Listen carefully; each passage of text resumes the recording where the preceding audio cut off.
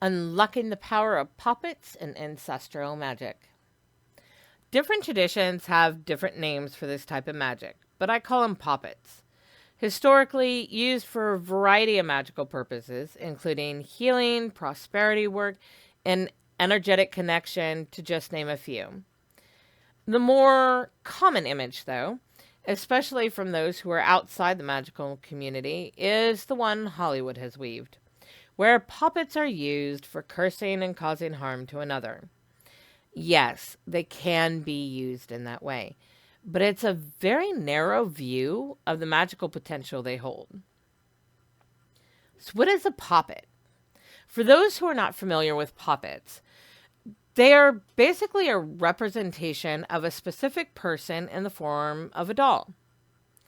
Most commonly, one created by the caster through the process of material, sewing, and adding other things inside to link it to the person.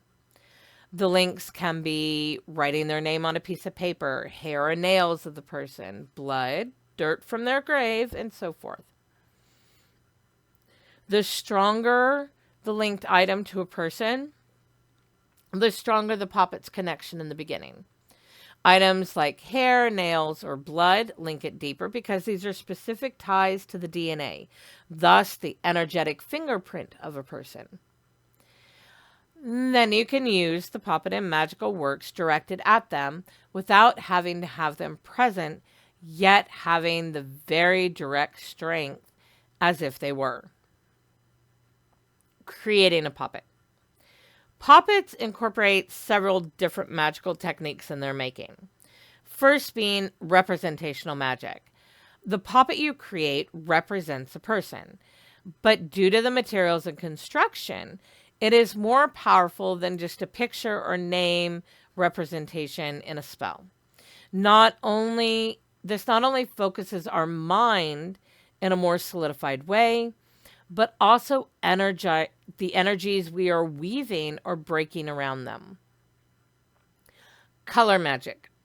In both the materials being chosen to create the puppet, but also the thread that will bind it together. If you are creating the puppet for a very specific purpose, the colors can reflect the objective, adding the energy directly into the person. Not magic. As you are sewing up the puppet, this is a great time to weave in some not magic through chanting, singing, prayer, or spoken spells. Again, directly incorporating it into the person as you are creating their puppet. Added ingredients. As you fill the puppet, you can add herbs or other apothecary items to boost the purpose and enhance the connection of the puppet to the person. Be careful here, though, as the inside of the puppet is unchangeable once finished. On the outside of the puppet, you can always add sigils, words, their name, and so forth. You can dress them and put different items with them.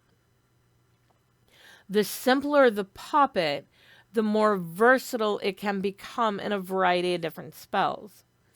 Don't make it too simple, though, because you want the strong connection between the puppet and the person. So it can be a balancing act to find the right middle ground. Ancestral puppets. My use for puppets is more ancestral directed. It started with my Ozark women, great grandmothers of mine on my maternal side. As we went deeper, they wanted puppets as a connection and representation of them. I allowed them to guide me through the process of what should be added, what kind of not magic to use, and what to fill them with. The ties to their puppets required a road trip. I needed dirt from their graves, sand from the banks of their river, and some specific local plants that were commonly used by them. The base material was the same for all of them, but the thread color used and the sewing was unique to each. After they were sewn up, I put the name of each of them on the outside along with a symbol for each and our ancestral symbol for all. Once they were all completed, I did a ritual to consecrate them and burned a 7-day candle to set them. Using ancestral puppets. So, what was the purpose of creating ancestral puppets? To give them something solid, like their own personal effigy in my sacred space. A visual representation specifically set and infused with their energy when we work together.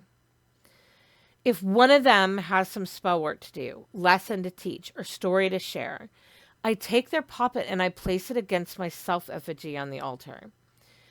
I experienced a distinct difference in the weight of their energy, the palpability of it, in the space and the working.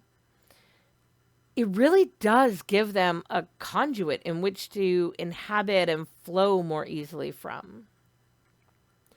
Cyrilda has always been heavier in the spellwork side and is the one most often used.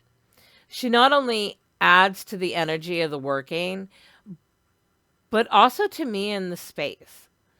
I worked with her for quite a while before creating the puppets, and it was her who directed and showed me how to create them.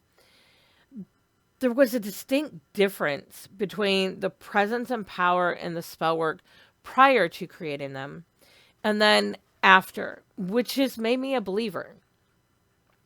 I do not create puppets for all my ancestors, just the ones I am working deeply with and who ask for it. Up until recently, it's only been my Ozark women, my 4 great-grandmothers. But recently, another has requested a puppet. Alice. Alice is my second great-grandmother who immigrated to Indianapolis from Galway, Ireland. Specifically from the Inishmaan Island. With her husband and her young daughter, my great-grandmother. I have spent years trying to find genealogy information on their roots to no avail, to various different roadblocks there. However, Alice recently came forward and started interacting with me.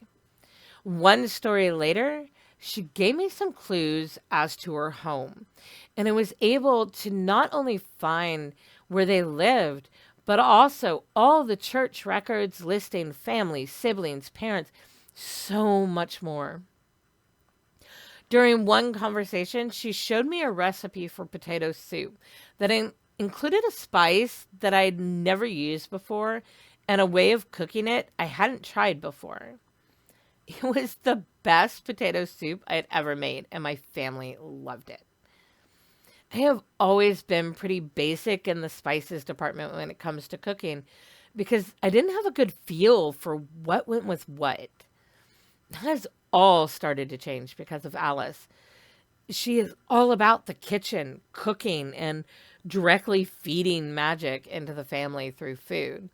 Not a new thing for me, but definitely in a more potent way. When Alice asked for a puppet, I knew it wasn't going to be the same process. The biggest being because I could not travel that far to get dirt from her grave. So I did what I always do. I listened, and I let her tell me how to create it. She is big on using 3 specific herbs: parsley, rosemary, and thyme. So those were a staple in the mix. She also wanted her puppet red.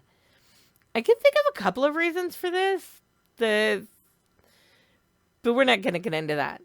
The thread was 3 different colors because of 3 different foundational energies that not just link her, but also the family magic she is so heavily involved in. She is currently sitting with my effigy, since she is very front and center right now. Her lessons in spell crafting are blending well with my community and family work, and my personal family work. She has also brought in 2 other spirits, but it'll be a while before I chat about them, I think. In the end, There are so many positive and productive ways to incorporate puppets into our magical working. As it is the season of ancestors, and they're at the forefront of the collective consciousness, it provides an opportunity to expand this practice into ancestral work. My one caution I would express, though, if they have been dead less than 10 years, don't make a puppet for them. This has to do with the well, the underworld, their space, and the work our dead need to do there. As a death worker, I have rules to abide by, set by the keepers, and this is one of them. And for those that don't know, keepers are the deities that kind of manage the well. Do you have an ancestor that is present in your magical and spiritual life? If so, perhaps they would like a puppet too. It is definitely something I would ask, especially if they're heavily involved in your magical practice. It weaves a whole new world of working. I also suggest checking out the book Utterly Wicked by Dorothy Morrison. It is a wonderful book that has a lot of different puppet ideas and uses. If you want to listen to my review on this book, it is here on the channel.